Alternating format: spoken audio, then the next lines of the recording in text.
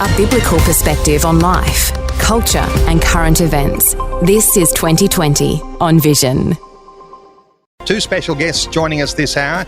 Eric Abetz for the Liberal Party, former Senator and Federal Cabinet Minister, looking to put his mark on his home state. Served our political career spanning 28 years in Canberra and now putting his foot forward for election tomorrow as those electors in the seat of Franklin go to the polls.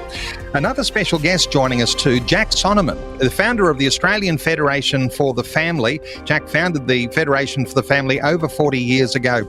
Special welcome to you, Jack. Thank you, Neil. It's great to be here as always. And to Eric Abetz, a special welcome to you. Good to be on the program, and thanks for coming to Tasmania. Well, it is our absolute privilege to be here, and it's such a beautiful state. And Hobart, you could say a small city, big town, a wonderful feel to it. Just the setting is magnificent. And you've been a wonderful exponent of Tasmania all these years, your home state.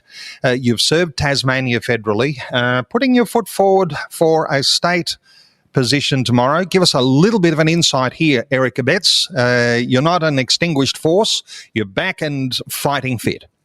Yeah, look, I've been delighted with the support out in the community generally for my candidacy. I've been going around knocking on doors, wobbleboarding on the side of the road, doing interviews such as this and trying to garner as much support as I can. I've been running on the basis of my experience and I think also providing some stability and certainty. And the feedback I've interestingly been getting is you don't always have to agree with Eric, but you know where he stands, and there is I don't like saying that about myself, but a sense of respect about the way I've conducted myself and public debate, even if you disagree with me. So Menzies used to have a line that no matter what, 1/3 will love you.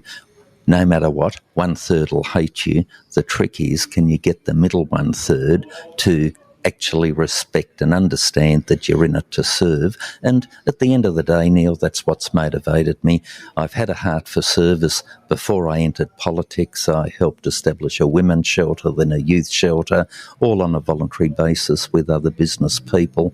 Then took a pay cut to get into the Senate, and if I get into the House of Assembly tomorrow, it'll be another pay cut. I know that so many listeners will remember your long career. 28 years a senator, and some will say you can't win an argument against Eric Abetz. And we're encouraged with your reformed Christian formation. It's, as you say, you're a little bit predictable because people know what you stand for. And so when people are casting their vote tomorrow in the seat of Franklin, they'll know what they're getting when they vote for you. This Christian formation in you, it shapes your values, and the values that we bring to the table shape the legislation for a state. Neil, look, very, very well said. What I have tried to say many a time is that surely we are all agreed that a legislator's task is to encourage good behaviour, discourage bad behaviour. How do you determine what is good and bad? It's your sense of morality. Where do you get your sense of morality from? Your worldview. And that is why I say, whether people like it or not, everyone has religion or a worldview. My worldview has been, continues to be, the Judeo-Christian ethic. And I then say to people, that's mine, now tell me your coherent worldview. And most people stumble because they don't believe in anything, therefore they fall for anything as well. And that has been basically my foundation. And if I might say, that is what has made Australia and my home state of Tasmania the envy of the world. I don't see people wanting to flee Tasmania and Australia. In fact, I see them wanting to flee into Australia. And indeed, just the latest migration figures show that we've had the biggest influx in 70 years. We must be doing something right. Okay. Yes, it looks as though we're doing something very right for that number of people knocking on our door and trying to make a new home here. Well, Jack Sonneman, founder of the Australian Federation for the Family, you've been doing what you do for, I don't know, age you prematurely here because you look like you're fighting fit to me, but 40 years you've been fighting for the family, fighting for children, young people who are influenced by a lot of values that as Christians we say are bad values. Welcome along, Jack, and thoughts here around values and what's happening in Tasmania? Thank you, Neil. It's always great to be with you. We need to see, and in fact, your audience needs to hear, that they need to step up and become militant defenders of biblical morality.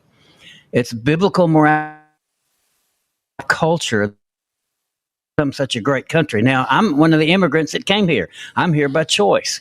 I've been here for 40-something years, which is why I don't sound American anymore. But we've been working to protect children.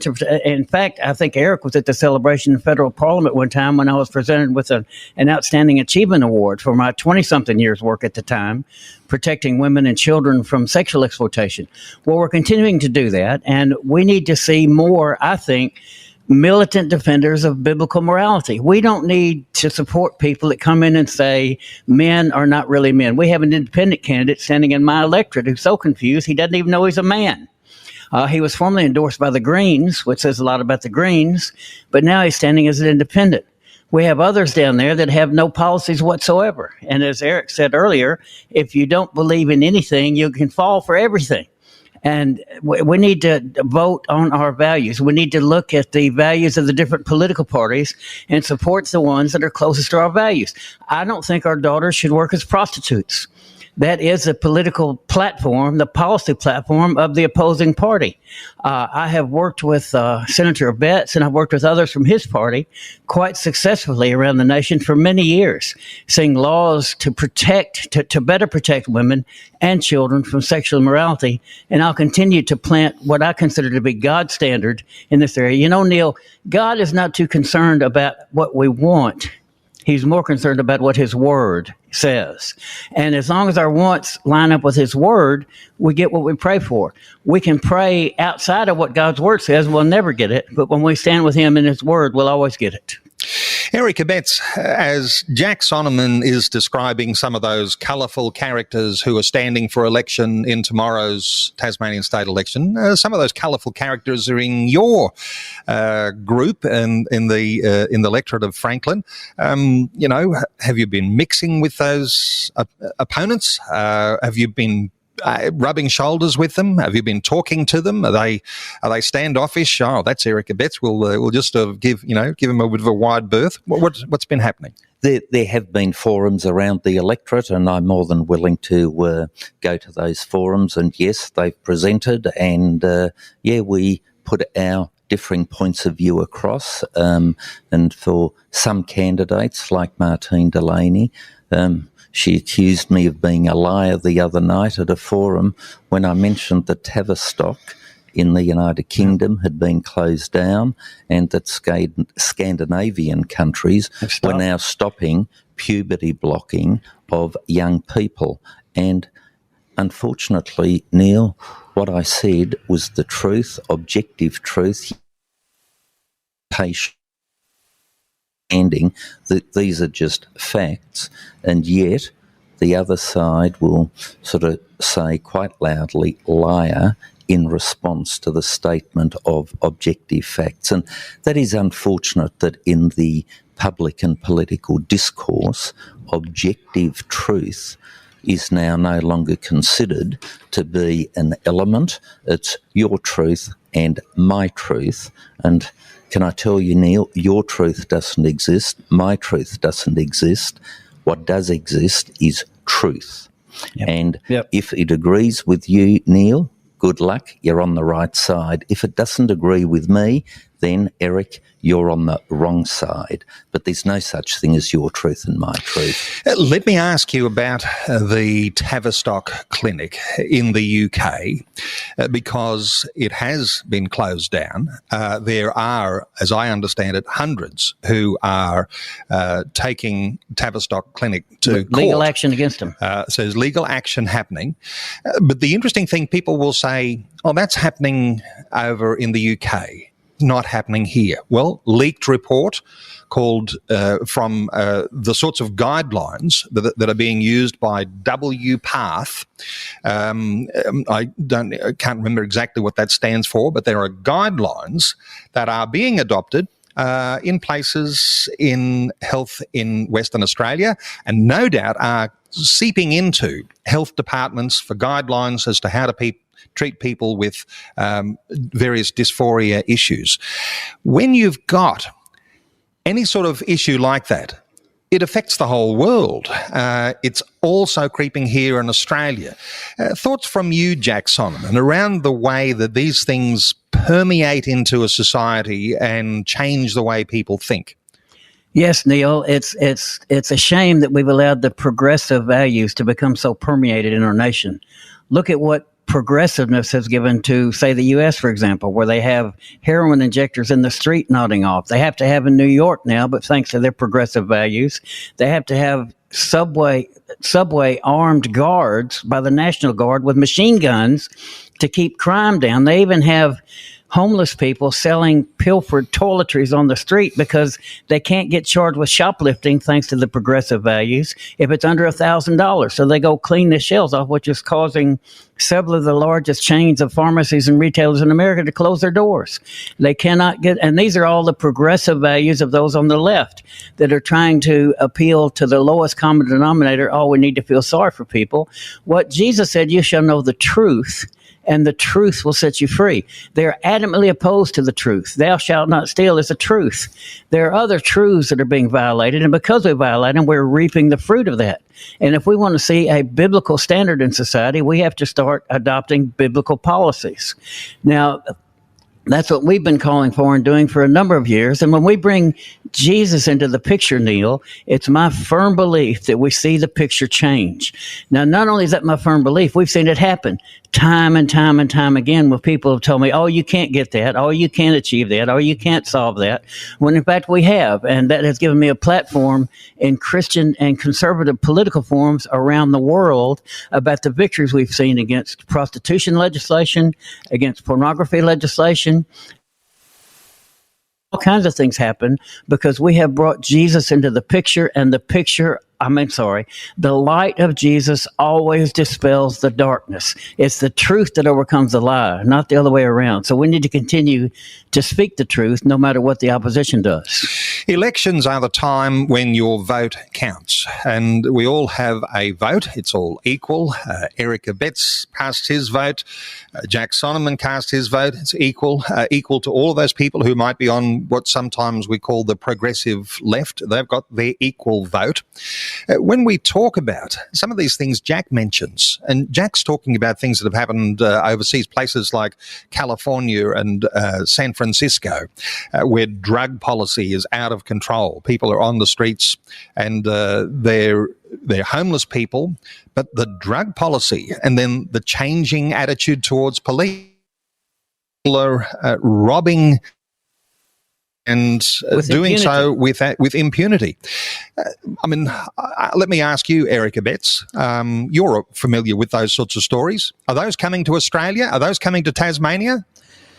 There is a trend towards that, and the good thing is, in Australia, in Tasmania, we have the opportunity to put an end to it and then advance back to some very good standards within our community, and understand that which has been done overseas has failed, failed spectacularly. And so, be it with the Tavistock, with the puberty blockers, the world around now is saying stop it. Yes. And yet in Australia we still seem to be sort of half going down that track. We've got to protect our children.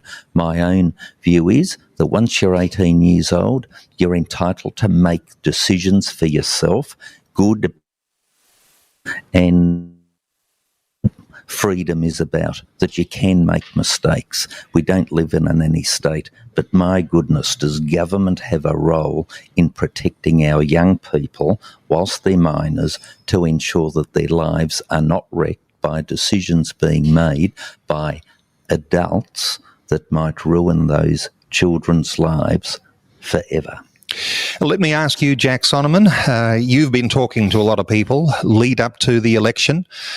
Is there a sense in which some people will think that there is an inevitability about some of these progressive policies? And from Tasmania's point of view, you're watching the North Island, as Richard Humphrey was referring to the mainland of Australia, looking at the North Island saying, what's happening there in some of those states like Victoria? And even in New South Wales just last night, the conversion therapy legislation's gone through. And ACT, people will think that's inevitable, that's coming to Tasmania. Is this something that you've noticed? You know, I saw a bumper sticker the other day that said, I feel much better now that I've given up hope.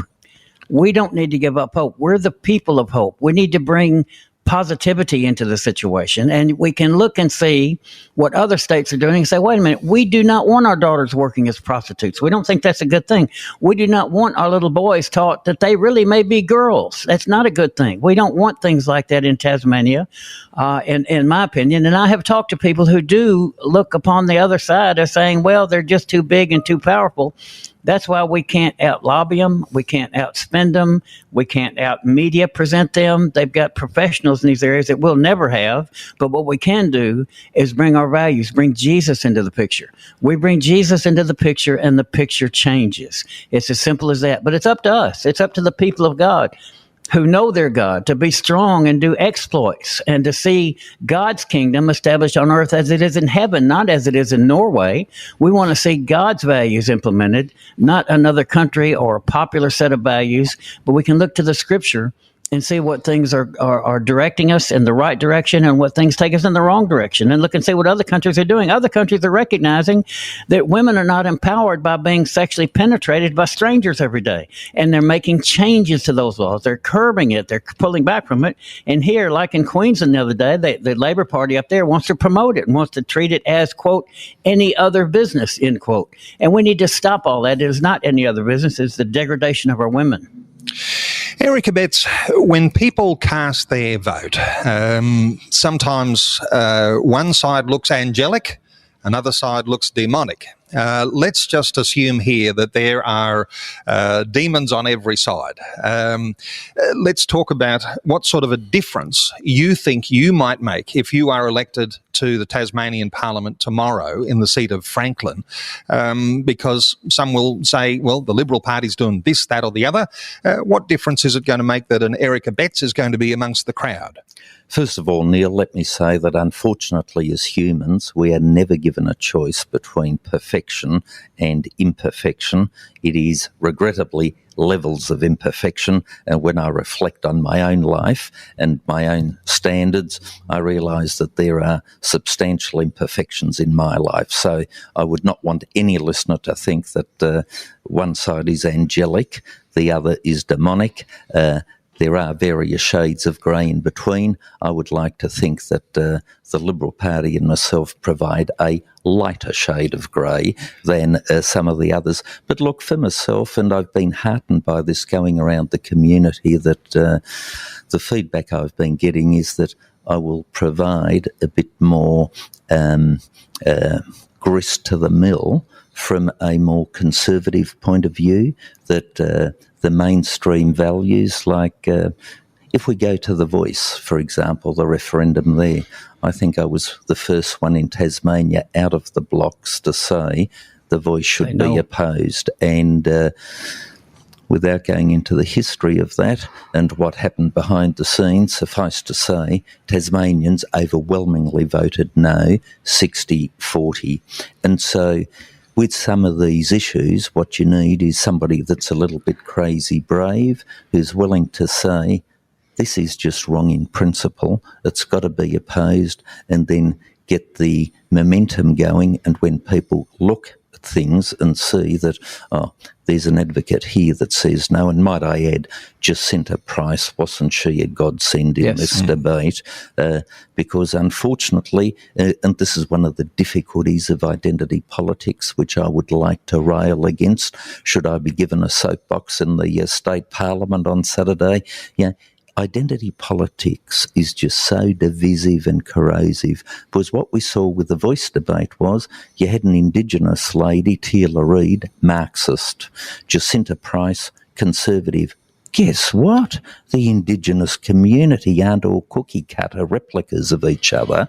There are actually differing voices. Same in the same-sex marriage debate. I was astounded how many people, same-sex attracted, came up to me and said, we understand where you're coming from and we don't think marriage is for us. That's an issue now that's been done and dusted, but what we need are more men and women willing to hold the public microphone, be in the public square and argue and advocate for and promote values. And one thing, if I might quickly say, Neil, the Liberal Party's document, 17 Principles of We Believe, written by Sir Robert Menzies, and it finishes off in number 17, paragraph 17, with a blessing of divine providence.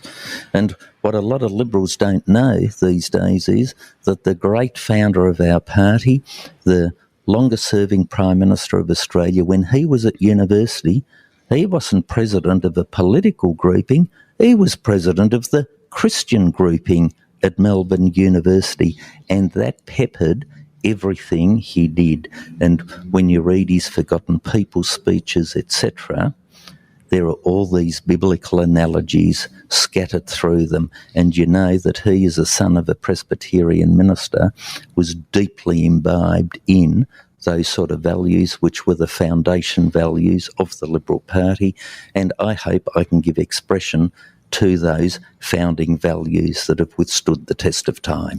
And anyone who remembers your history, Eric Abetz, will know that you won't just sit quietly, but you will take every opportunity to speak up. And we know that oftentimes, even though you attract a lot of opposition as well, sometimes that opposition that you attract just enlarges the message that you bring. Let me ask you about the stability of government, because there's been a couple of defections to the crossbench of recent times. There is a minority government as it is today. Will it be that tomorrow? Jack Sonneman, what have you been hearing around the state? Thoughts around, the necessity for a stable government for going forward? Neil, we desperately here in Tasmania need a stable government, something people can look to and see what their policies are and see what their stand is on the issues. And we don't have that now, and we need to see the government. Now, I have worked for a number of years on moral issues, and I have never had an open door from the opposition parties. I've had an open door from the Liberal Party. The men and women in the Liberal Party have given me a platform, have adopted some of our recommendations and measures legislatively on a statewide basis as well as nationwide basis. So I would like to see here in Tasmania a stable, solid, Liberal majority government. I cannot in good faith cast my vote for something that would give us more instability. We need to see a stable future, especially for our children's sake.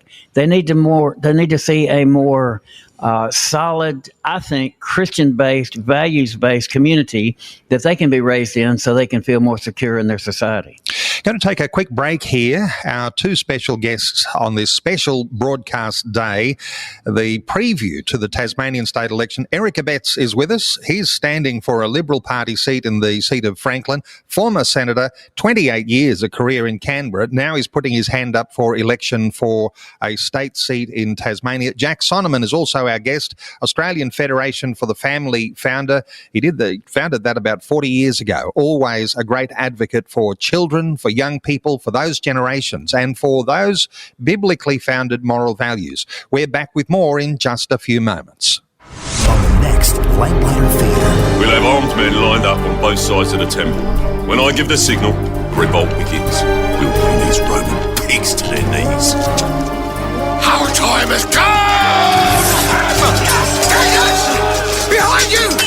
Defend yourselves! Take down your shenanigans! Don't miss the next Lamplighter Theatre.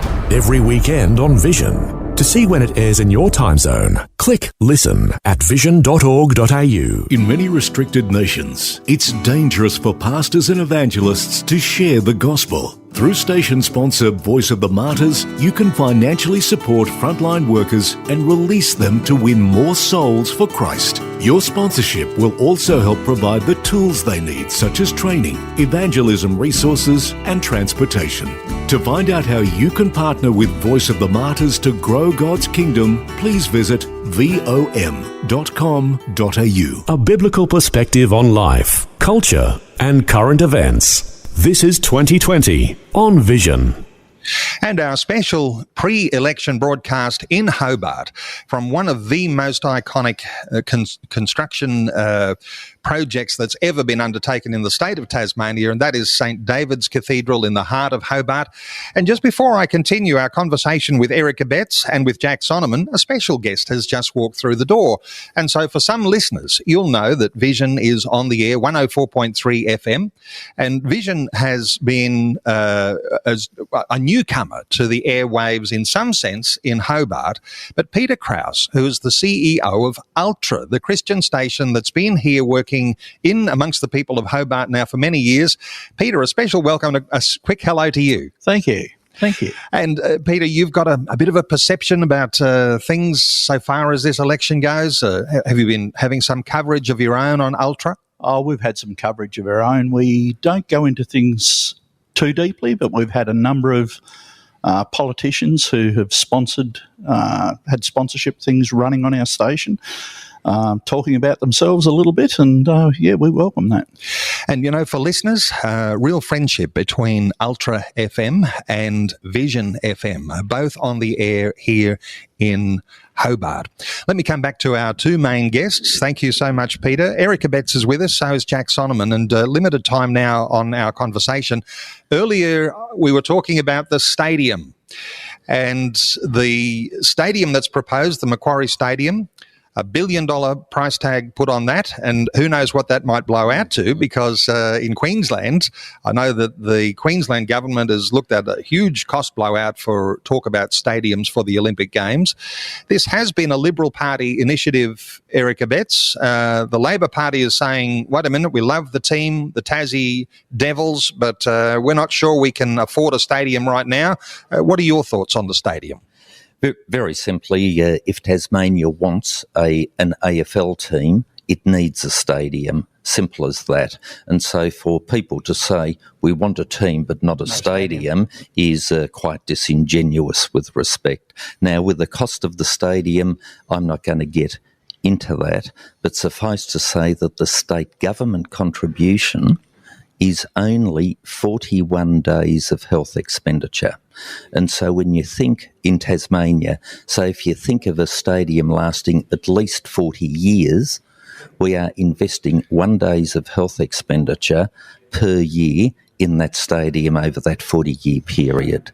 And also interestingly is that the state contribution is about $375 million.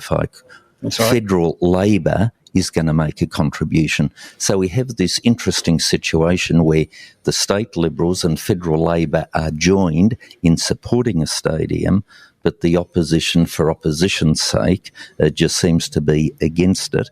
And it'd be fair to say when they came out to oppose it, I think the numbers were on their side. But as I'm speaking to you, 125,000 Tasmanians have become foundation members of the Tasmania Devils. And yes, I'll put my hand up. I'm one of them. And in fact, I went to one of the launches and then had dinner, did whatever, got home between 10 and 11 o'clock to register myself as a foundation member, and at that stage already 40,000 plus had joined. When I woke up the next morning, it was 80,000. It's now 125,000, and I think the momentum now is overwhelmingly in favour of a team and a stadium. And my hope is we can get a great iconic design, and might I add, it will be an all-purpose stadium of which the AFL will be the anchor tenant, and that is what makes it all stack up. Let me ask you, Jack Sonneman, long-time Tasmanian and an AFL footy fan. No doubt you'll be supporting the Tasmanian Devils. We're talking about a state election. Our primary purpose is to reveal what those policy values might be and contrast those with where our Christian values might stand. Is it possible that Tasmanians might be blinded by the thought of the stadium and that they might not be concerned about these other issues, and the election might be decided according to whether people want a stadium or not? Well, if the Liberals on side of the stadium and the election is going to be decided on that issue, the Liberals are going to get in. It's a popular idea, and when you put it in perspective, as Eric has just done, you can see it's a minimal cost. Not only that, the state government, the Liberals have already said we're capping what we're putting in. We're putting a cap on it right here. We're not going to spend more. So it's a cost blowout. Somebody else will have to cover it. There's plenty of money in the sports teams to come in and help to pay it off. So we'll see it happen, I think. But as Vision Christian Radio is a biblical perspective on life, we need to look at these issues from a biblical perspective. And the stadium, it will be good. Look, the state here is growing by leaps and bounds. More and more people are coming in. Look at all the rubbish that was said about the Opera House when it built. And now it's the most famous building in the world. It's the most photographed in the world. And sure, there's cost involved. But as Eric has pointed out, when you put it in perspective with the overall picture, it's minimal. And I think if it's going to support Tasmania, my wife wrote the Aurora Chasers Handbook, which is bringing tourists down here. They're all seeking and looking after the Aurora. It's in the third print run now. It's going so popular. And so we need to look at things that enhance the reputation and the status of Tasmania as a worldwide destination, as a national destination, which I think the stadium will do. You know what? You've got the Southern Lights, the Aurora Australis. There are some wonderful things about Tasmania. First thing Robbo and I did when we got off the plane yesterday when we arrived in Hobart is we made our way towards a pie shop and we bought a scallop pie. Very Tasmanian. There are some beautiful things about Tasmania, some iconic images of Tasmania. The future of Tasmania is going to depend on some level of stability and a place where you can take a holiday and you can bring the family and you can have a fabulous time. Eric Abetz, stability in government, keeping Tasmania to be a safe place for people to raise a family. Amen. This, no doubt, is where people are looking to cast their vote, even in an election. Stability is something that people always seek, be it in their financial income, in societal arrangements, etc. So stability is key. And one thing we have in Tasmania is a lifestyle which is literally the envy of the world. And so as we grow our population, our task is to maintain that livability within Tasmania and that we keep our appropriate wilderness areas, that we keep our oceans clean, all those sorts of things, because if you believe God created everything, we have to be good stewards. But I don't think God called us to be preservationists, so we can harvest a tree to build a house. And they're the sort of things, getting the balance back into the debate is so vitally important, be it for lifestyle, be it economic, and all the wishes that people have, Neil, for extra money on health or whatever, I always come back to the foundation of where are you going to get the money from? And that is why the first principle of good government has to be a good, sound, strong economy that gives people sound, stable jobs to build a house, buy a house, raise their family, etc. But then from the taxes that generates, you can then deliver all the goodies that people want. Without that foundation, the promises are empty, hollow and undeliverable. There are economic issues to consider. There are environmental issues to consider. There are moral issues to consider. And that primarily is where we like to focus our conversations, especially when it comes to this contrast of our Christian values to where policies sit. At the pointy end of our conversation, let me ask you, Jack Sonneman, the outcome of tomorrow's election, what are you predicting? What do you think it'll look like when Tasmanians have cast their vote? Hung Parliament, Liberal government, will it be a Labor government? What are your thoughts? I'm praying for a majority Liberal government. My daughter, Christina, just had baby number 10. She has 8 girls and 2 little boys. And the Liberal Party here in Tasmania has made it so prostitution is not legal. I think it should not be legal. I don't think the law should sanction that activity against our women. So I'll be hoping for and praying for a Liberal majority government. Eric Abetz, you'll be standing as a Liberal candidate. You're going to say you're expecting the Liberal Party to have a majority government tomorrow. Is there any thing that you think that will be abnormal about the vote tomorrow? Is there something that's going to take everyone by surprise and they didn't see that coming? Any quick thoughts from you? Neil, my task until 6 o'clock tomorrow night is to do everything I can to ensure a majority Liberal government. For those of your listeners who are so minded, I will give them permission to watch the ABC coverage of the election because I'll be on the panel and I will only be speculating about the result after the polls have closed at 6 p.m. tomorrow night. And I think you'll make a tremendous contribution on an ABC panel as they're speculating about what's coming for the future of Tasmania with a new government elected. It'll be one against everybody else, I fear. Oh, but, yeah. You'll be on your own. It'll be fun. You're used to that, but maybe you're a bit rusty. So, you'll be back to being sharp again tomorrow. For listeners, you're wondering what sort of research has gone into the parties and where you might be thinking as a Christian that you could cast a vote. A couple of sites to specially mention. That's the tasvotes.org.au website. That's a website set up specially by the Australian Christian Lobby. And there's also the Australian Christian Values Checklist at christianvalues.org.au. I'd also remind listeners that Freedom for Faith, just type Freedom for Faith into your Google, you'll find a website. They will have insights into the Tasmanian election, which will be very informative. And there's also some detail at the familyvoice.org.au website as well. To our special guests who've been part of our broadcast, Eric Abetz, thank you so much, Eric, for taking some time to share your thoughts with our listeners today. A pleasure, and thanks for having me. And to Jack Sonneman, the founder of the Australian Federation for the Family, thank you so much for taking some time to share your thoughts and your heart with us on 2020. Thank you, Neil. It is always good to be with you. I need to see more of. Thanks for taking time to listen to this audio on demand from Vision Christian Media. To find out more about us, go to vision.org.au.